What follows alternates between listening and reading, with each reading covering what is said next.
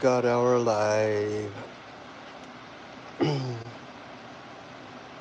Boilerplate disclaimer. I am neither priest, reverend, minister, pastor, cardinal, bishop, saint, pope, etc., etc. Uh, but I am a Christian and a sinner and a guy from Alabama.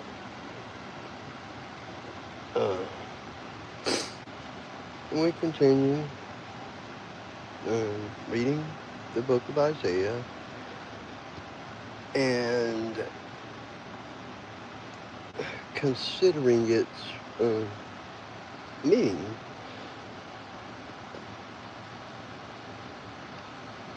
Although things have been translated into English, excuse me, the King James Version, of course, being the closest thing to the original text that I can read from page, but that doesn't satisfy my desire to see the original.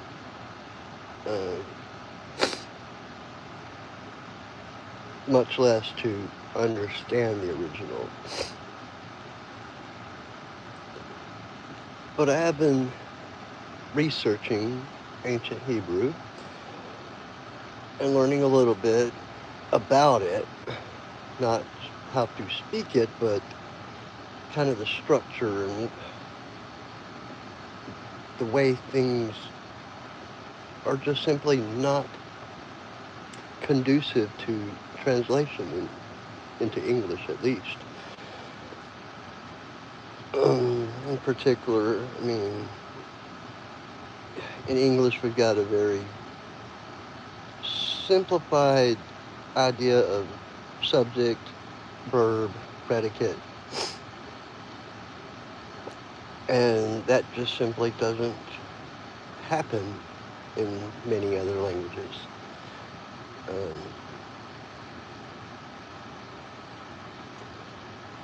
The adjectives in particular seem to be more of like how the word is written, or how many times, or for example, powerful might also be expressed as mighty, awesome, or even in some cases evil or wicked or terrible.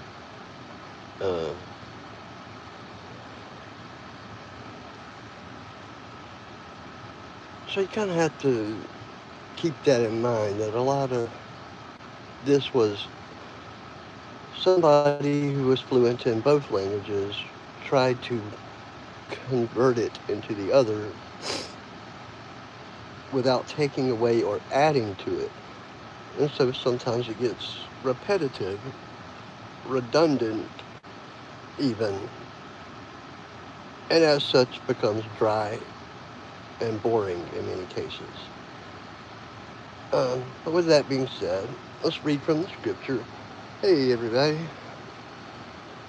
Everybody doing all right or not?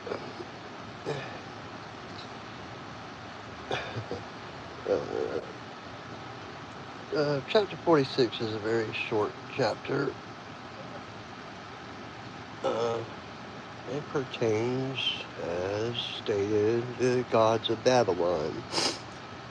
And recently we talked about the idols and how God was wondering, like, why would you put all this effort into something and then worship it?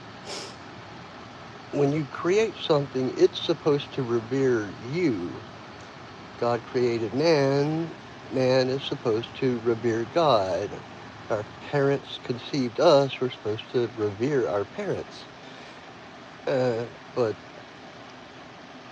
They build a thing, they exert all of their effort into constructing these fantastic idols, and then they kneel at it and pray. It's like baffling God in a sense. Uh, so with that said, here's the scripture portion. Chapter 46, verse 1, KJV. Bel boweth down. That's Bel spelled B-E-L, not B-A-A-L. Nebo stoopeth. Their idols were upon the beasts and upon the cattle. Your carriages were heavy loaden. They are a burden to the weary beast. They stoop. They bow down together. They could not deliver the burden, but themselves are gone into captivity. The beasts of burden cannot lift these idols. They are wearing out the very thing that by definition is supposed to be able to carry it. Hearken unto me, O house of Jacob, and all the remnant of the house of Israel, which are born by me from the belly, which are carried from the womb, and even to your old age I am he, and even to hoar hairs will I carry you. Hoar is H-O-A-R, which if I had to define it at a glance, I would characterize it as hoar frost is the wispy type frost that sometimes appears in the very, very cold weather. So to use it in reference to hairs, extremely wispy, almost bald hair. And even to the hoar hairs will I carry. I have made, and I will bear, even I will carry, and will deliver you. To whom will ye liken me, and make me equal, and compare me, that we may be like? And that's kind of what I was alluding to with the language translation. One could very rightly say, to whom do I compare? To whom do I make equal, that I am like? I mean, it's a lot of words to say basically the same thing over and over. But in the original ancient Hebrew, I presume it's much simplified. And notice that's a question form. It's not like a boast, or it's kind of like a rhetorical question. I suppose that describes it pretty good. Give me an example of a God like God. You know, here's your chance.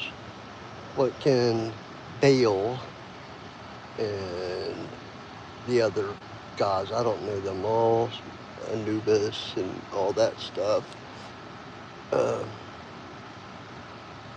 how do they compare to the Almighty God that has power over time itself, as we saw just a few chapters ago, where he made the sundial go back 10 degrees for 10 minutes.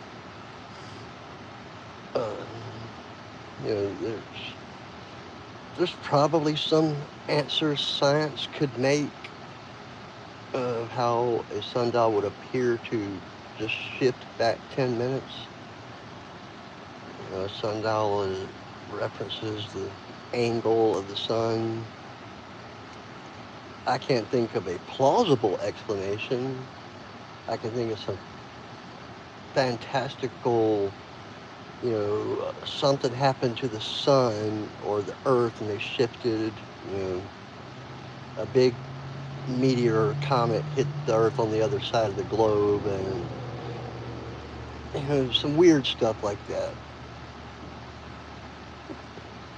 But that still doesn't explain how that was prophesied. Like, he told King Hezekiah, in this case, after promising him he would live for 15 more years, on his deathbed, mind you, granting him 15 more years of life, and as proof, as a sign, that he would set the sundial back 10 degrees.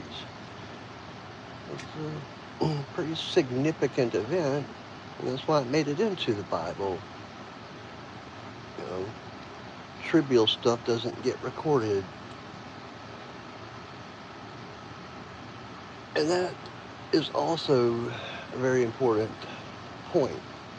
Why do these things that seem very boring and repetitive appear in the Bible? Why would they waste space on a clay tablet or a papyrus scroll or whatever medium they were writing on if it were just a repetition of the same thing? They wouldn't. You know, those things were precious. They would try to fill them as full as possible. But to translate it properly, without taking away, it would require someone to expend a lot of words where it might just simply be a notch on the letter in ancient Hebrew. In any case, where were we at? Verse 5, here's verse 6. They lavish gold out of the bag, and weigh silver in the balance, and hire a goldsmith, and he maketh it a god. They fall down, yea, they worship.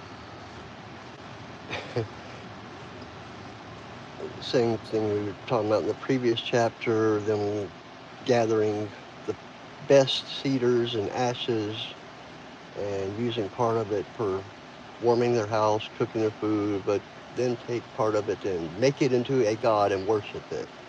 It almost sounds like God is speaking sarcastically. Like, they balance it. They hire a goldsmith. He maketh it a god. They fall down. Yeah, they worship. They bear him upon the shoulder. They carry him and set him in his place, and he standeth. From his place shall he not remove. Yea, one shall cry unto him, yet can he not answer, nor save him out of his trouble. It's a very good point. You don't ever actually see Baal and so on doing anything except being an idol and being worshipped. But as far as creating or loving, rescuing, healing, anything miraculous, godlike, you don't see anything like that. And I think that's that last phrase, save him out of his trouble, is very meaningful. Anyway, verse 8. Remember this, and shew yourselves men, show yourselves, bring it again to mind, O ye transgressors. Remember the former things of old, for I am God, and there is none else. I am God, and there is none like me, declaring the end from the beginning, and from ancient times the things that are not, and from ancient times the things that are not yet done, saying, my counsel shall stand, and I will do all my pleasure, calling a ravenous bird from the east, the man that executeth my counsel from a far country. Yea, I have spoken it, I will also bring it to pass. I have purposed it, I will also do it. And the language there could be confusing, I suppose. In particular, pleasure. This is God speaking in the first person, talking about his pleasure. Whatever suits him, you know, is the way I'm interpreting that translation. Because God doesn't take pleasure out of hurting us, uh, yet sometimes He has to do that. Sometimes it's for the best.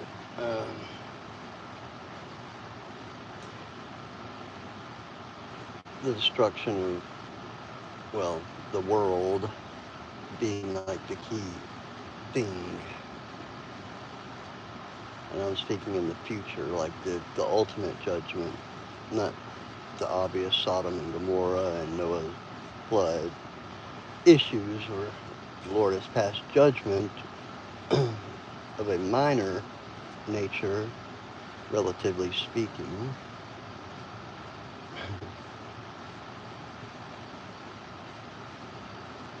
But I have purposed it. I will also do it. I've thought about it, and I will also do the work. It's not a vain promise. And all of the Old Testament in particular has been people forgetting that God says something, He asks very little of us in return, yet they tend to be lax in their observation of God, visiting Him from time to time with worship and a sacrifice. But despite that, God never stops loving them. He might feel a little lonely or disrespected. Lonely is not the best word, but I guess it's not a bad choice of words. And you are the only one. You probably want some company. And that's speaking from the mind of a human. I cannot deign to hypothesize how God's mind works. But being at the very top, I would want some company from time to time, were it me.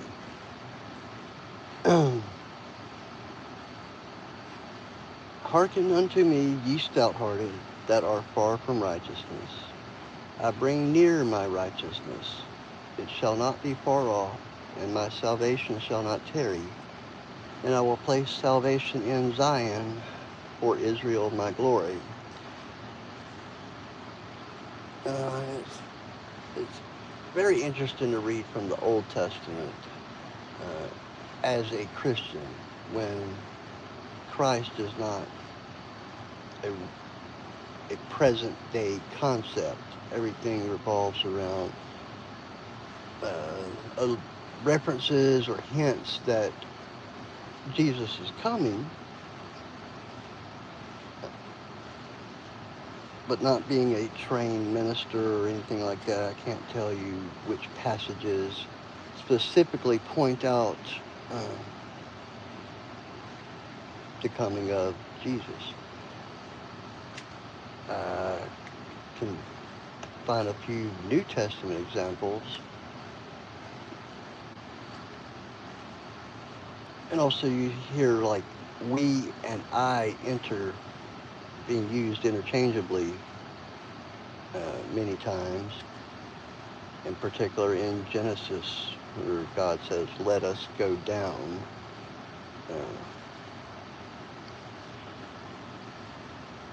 Some have argued that means it's a polytheist religion, multiple gods. Some have thought that must just be some angels or a certain tier of angels. Personally, I think it's just like I've said in the past, let us see what happens, but I'm not referring to any actual let us see, us. Let's see. Let apostrophe S is contraction for let us. Let's see what happens if I do this. Oh, that electrocuted me. Let's not do that anymore. Again, I can't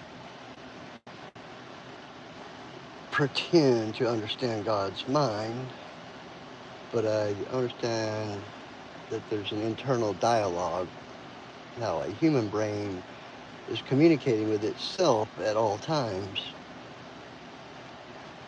And, Freud came up with the ego and superego and the id, and theorized that they are independent of each other, yet in communication with each other. There's a part of the brain that is more worried with how others are perceiving it. There's a part of the brain that's more concerned with how it sees itself. And there's a part of the brain that just wants to continue living, continue being able to, the lizard brain stuff, the medulla, that some argue doesn't even contain consciousness. I'm also not a neurologist, so my knowledge of the brain is limited to what I've found in casual recreational reading material. That's kind of a sarcastic wording, but it's really not. I do take pleasure in reading books that teach you stuff, even if it's just trivial. In any case, that was a very short chapter. With that said, I'm going to go ahead and read the next one. It's been a long day for me, and I haven't had a chance to sit down with the Bible yet today. Doom of Babylon, Isaiah 47. Befitting.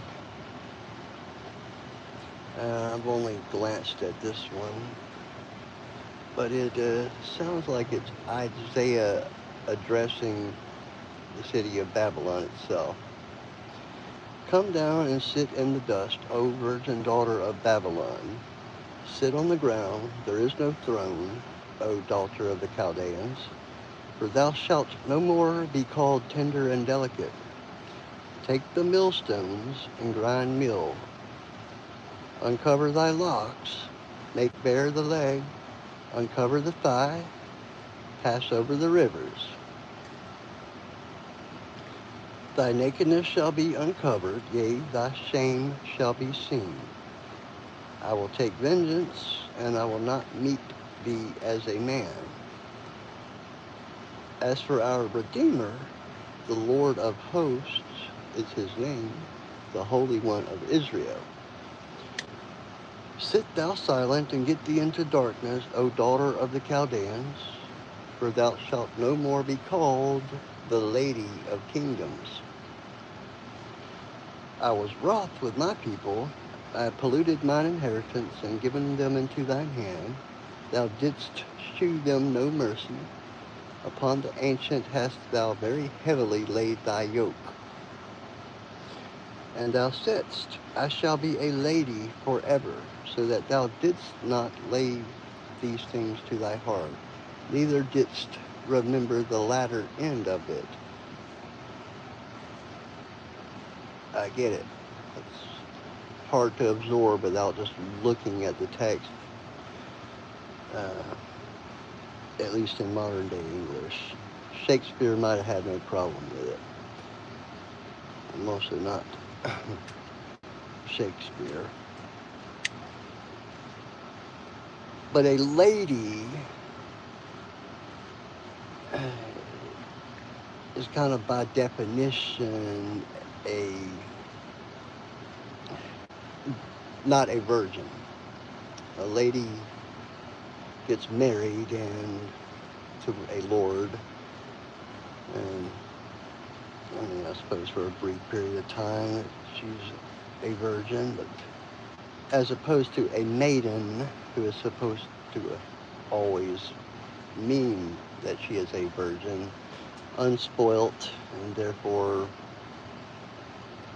a prize wife. In this modern world, you just simply don't see maidens that get married and then lose their maiden head, aka hymen. Um, and that's a problem I don't know the solution to.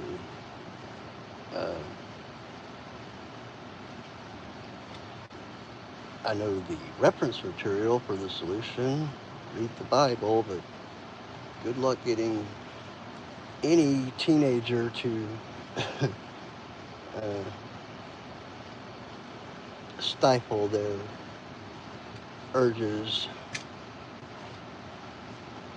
And thou saidst, I shall be a lady forever. It's an interesting thought.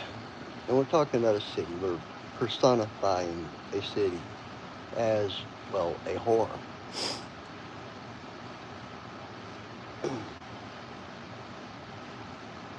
He's not being particularly subtle about it either. Now perhaps make bare the leg, uncover the thigh, pass over the rivers. And that's probably a little bit of, you know what I'm saying, but I don't want to say it, speak it, completely blatant. And he goes on to say, thy nakedness shall be uncovered, yea, thy shame shall be seen. And I will take vengeance. Now, that leads one to wonder, Isaiah speaking as Isaiah, or is it the Lord speaking through Isaiah? Because then he goes to say, as for our Redeemer, the Lord of hosts is his name. I feel like he's kind of in between.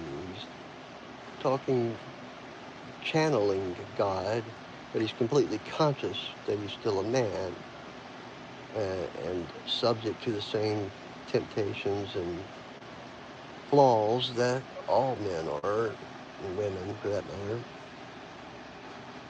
As for our Redeemer, which is an admittance that he, Isaiah, also needs redeeming. The Lord of hosts is his name, the Holy One of Israel. Verse 6, sit thou silent and get thee into darkness, O daughter of the Chaldeans, for thou shalt no more be called the Lady of Kingdoms. Seems reasonable to assume that up until that point, probably much later, a little later, that was her, if we give cities names, the Twin Cities, St. Louis, and not St. Louis, Minnesota, St. Paul, and Minneapolis. And there's a few other, the Big Apple, Why did we call New York City the Big Apple?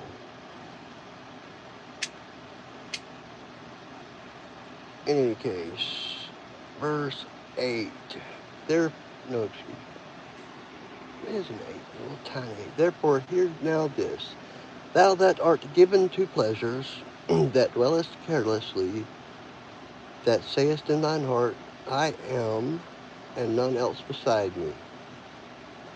I shall not sit as a widow, neither shall I know the loss of children, but these two things shall come to thee in a moment, in one day, the loss of children and widowhood. Those are things that only a parent can appreciate the gravity of. Well, only a woman can appreciate the gravity of widowhood, in particular in that age, uh, where women needed men to protect them, uh, lest other men come and take them away. That's kind of how the ancient world was, very violent. But the loss of children, a father can appreciate that as well as a mother, I would think. Maybe not. Maybe it's always more extreme for a mother. But even myself, not being a parent, can feel the magnitude of the loss of a child. It defies the natural order of death. Parents are supposed to die before their children. That's just the way time works.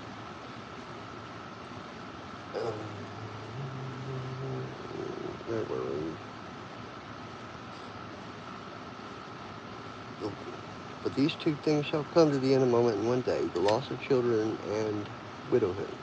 They shall come upon thee in their perfection, for the multitude of thy sorceries.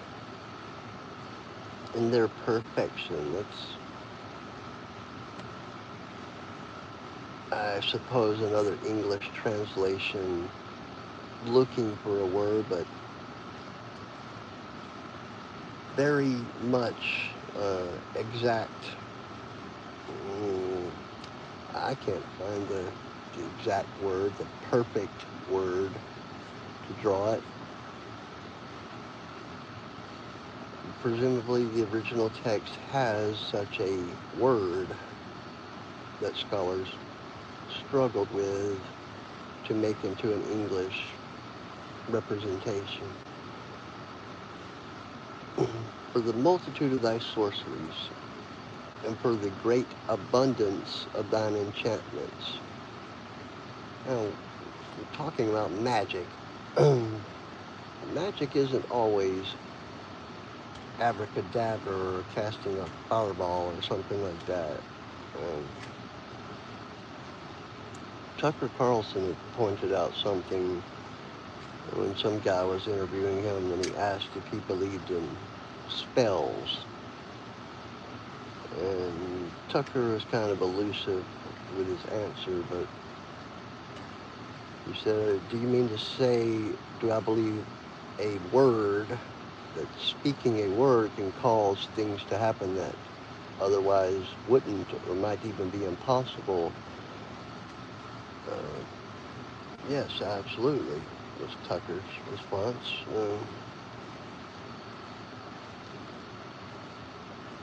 I don't want to get into a political thing, but with him and Trump having their divorce and all that, or whatever you want to call it. I also don't want to draw any lines to Hitler, but there always in the past been certain orators, people that speak very well, that have an ability to control people by their words. They're mesmerizing with their mastery of whatever language they speak. And apparently Trump has a knack for manipulating speech and therefore your thought.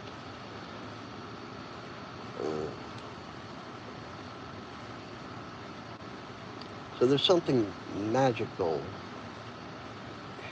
I'm using the word loosely, about giving voice to a thought. Once you make it into an audio thing that someone can hear, it gains a power, a realism that it no longer had while it was in your own mind alone. Once it becomes blurted out, it can change history, for that matter. And can cause someone to die. Can cause an entire family or nation to go to war.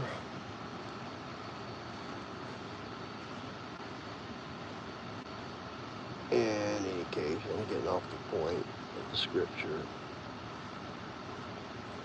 of Babylon and what, where we're going with that.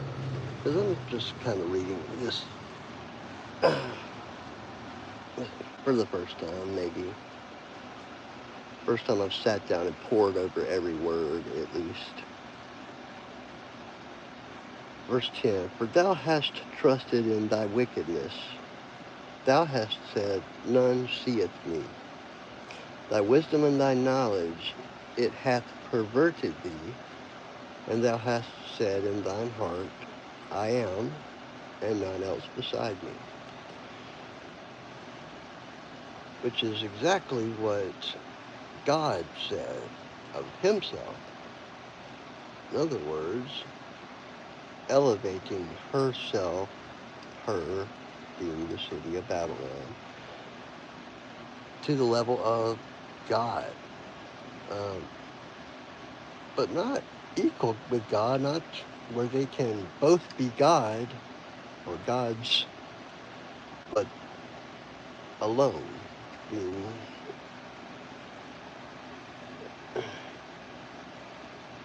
implicating that it would be a conflict with God, that only one can have the position of God, and the only one that gets it is God.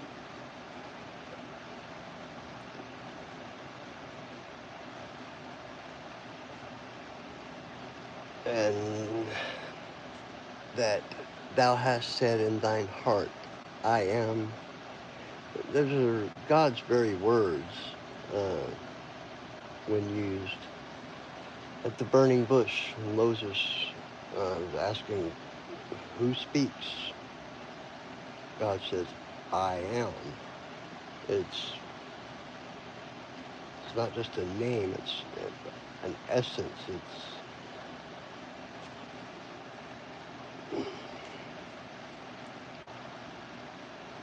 And even again, names didn't have so little meaning back in ancient times and in other cultures, I suppose, some to this day. But well, let's take, for instance, someone named Smith, or even Smith's son.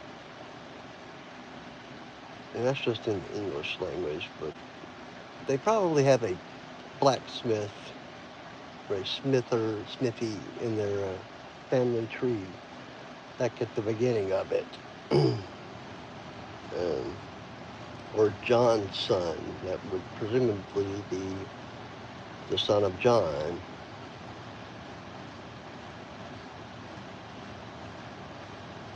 What do you need a name for if there is no other?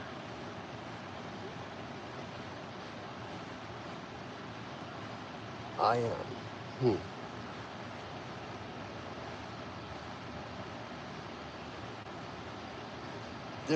Verse 11, therefore shall evil come upon thee, thou shalt not know from whence it riseth, and mischief shall fall upon thee, thou shalt not be able to put it off, and desolation shall come upon thee suddenly, which thou shalt not know. It's a good warning. Already the open-minded listener, which are few and far between, mind you,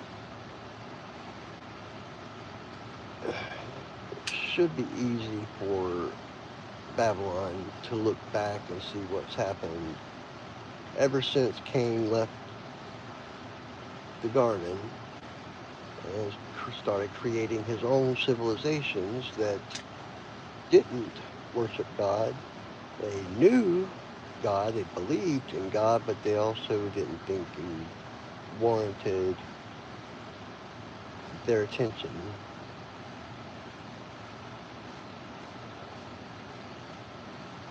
And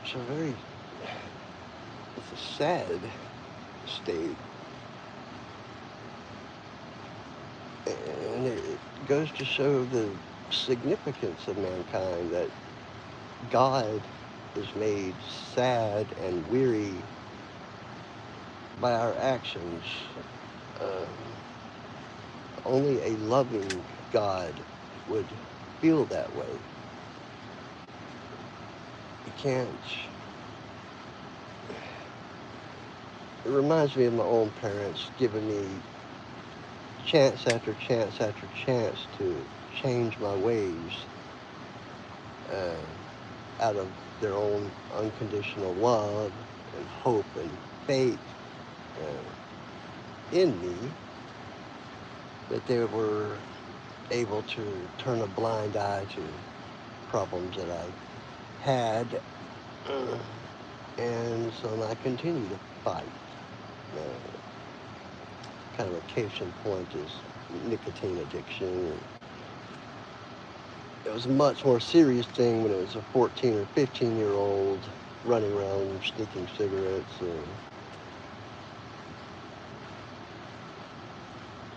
Not the battle that they wanted to fight. They just wanted to pretend it didn't exist. In any case, I want to make this personal. Verse 12. Stand now with thine enchantments, and with the multitude of thy sorceries, wherein thou hast labored from thy youth. If so, be thou shalt be able to profit. If so, be thou mayest prevail. In other words, God's taking the challenge. If you think you can out-battle or outmaneuver the omnipotent, omniscient Lord, all-seeing, even those that said, none seeth me. I can't be that glib about it. She is an entire city. You can't quote an entire city word for word because you're anthropomorphizing a city, making it into a person, a whore, a witch. In any case, she thinks she can be equal to God, be the one and only God. Well, if so, be thou shalt be able to profit. If that's the truth, then that's the way it will become. If so, be thou mayest prevail. You may win. Reminds me of like playing cards or a board game or something with a very young person who has not been playing that board game for decades or even years, but being challenged, being told cockily, I'm going to beat you. Or you know, if that's true, it's because I let them win.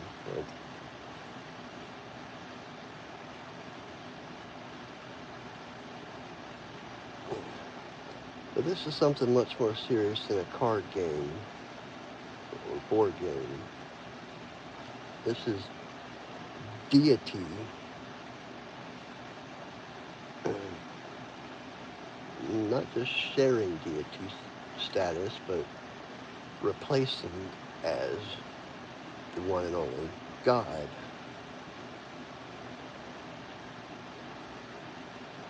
In any case, thou art wearied in the multitude of thy counsels. Let now the astrologers, the stargazers, the monthly prognosticators stand up and save thee from these things that shall come upon thee. Behold, they shall be as stubble. The fire shall burn them. They shall not deliver themselves from the power of the flame. There shall not be a coal to warm at, nor fire to sit before it. Use of fire and heat uh, is somewhat contradictory in this particular verse. The fire shall burn them, but then there shall not be a coal to warm at, nor fire to sit before it. So, well, what can that mean? That justice will come swift, and then things will go back as they were, like I'm thinking of like guerrilla warfare type thing, quick sniper, like quick kill. Nobody knows where it came from, what happened.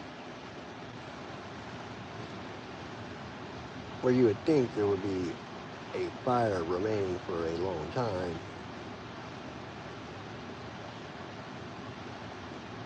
Final verse of chapter 47 is 15. Thus shall they be unto thee with whom thou hast labored, even thy merchants from thy youth. They shall wander every one to his quarter, none shall save thee. Oh no, it's just a chapter prophesying the destruction of Babylon, and pointing out why it's going to be destroyed, which is significant. We don't. God doesn't haphazardly destroy entire cities, which would have meant an entire culture. Cities were different. Every city would have its own army, its own walls, its own trade routes. For all practical purposes, a city was a nation in ancient times.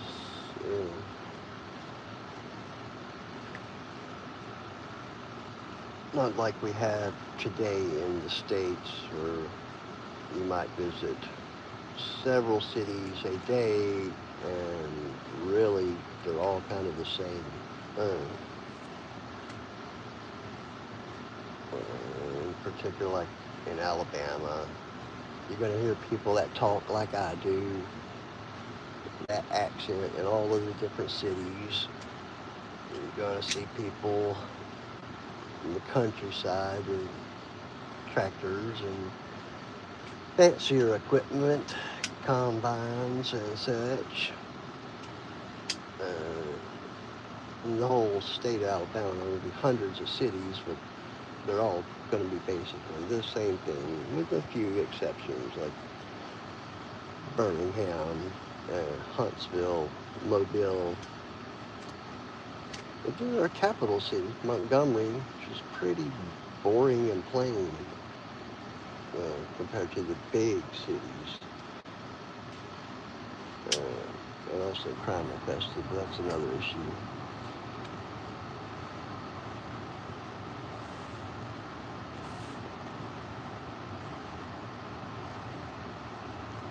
Notice too that in that last verse,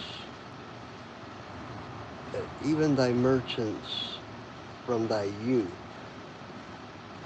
they shall wander everyone to his quarter, none shall save thee. Well, that part's obvious. There's no preventing talking your way out of this promise. The Lord says, the Lord does. Even thy merchants, something about that rings significant in my mind kind of implies that the merchants are the best of your people. Like maybe everybody else deserves it, but surely not the merchants.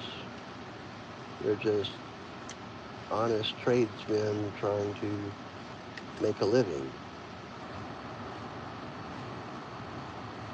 But I don't think that's the case. I think that they're just as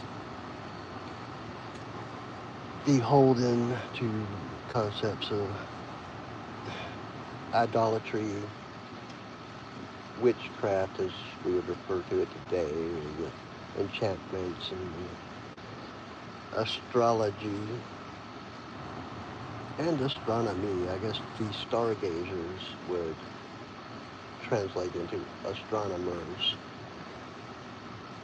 By today's English, the Bible were written in the 1900 somethings, not 1611 King James Version. Astronomy was a very new science, probably not even recognized as a science. It was just a whole other thing, like astrology and alchemy. Both, or all three rather, relying on a mystical force to change lead into gold in the case of alchemy, and to predict one's fortune, one's fate, to one's personality, based on their zodiac sign, what part of the year their parents happened to conceive them during.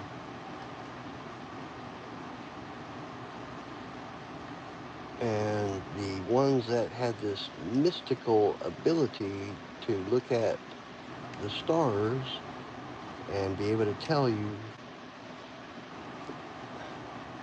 things that have to be calculated with science that, or math that you don't see in every average person in the street. Trigonometry in particular, I suppose, triangulation. I'm sure you could pull off some pretty good magic tricks using trigonometry and your knowledge of star charts and such.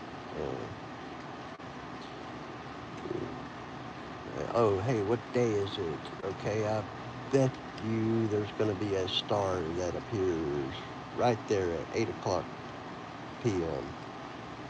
Making some kind of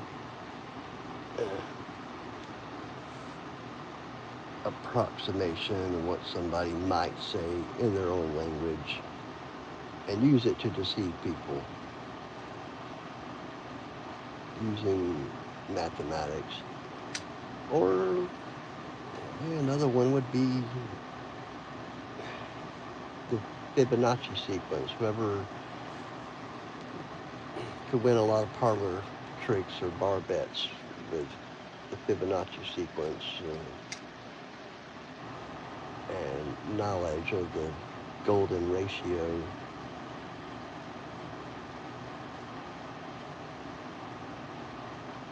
Because most people don't care about that kind of stuff. And therefore it appears magical when someone is able to demonstrate it without any background information. It would be illusion.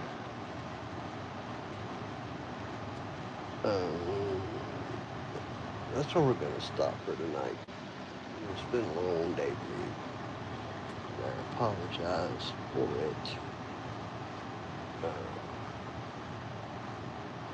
I actually don't. What am I apologizing for? The day is exactly as long as it was meant to be. But the next chapter is 48, obviously. Focuses on Israel's obstinacy. That's a fun word to try to pronounce. Obstinacy. condition of being obstinate, of course. Stubborn. Israel's stubbornness.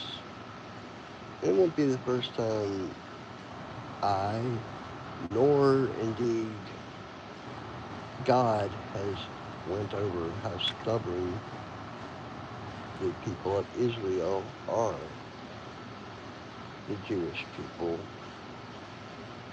which doesn't only include the house of Israel, includes all 12 tribes, but in particular Jacob and Israel.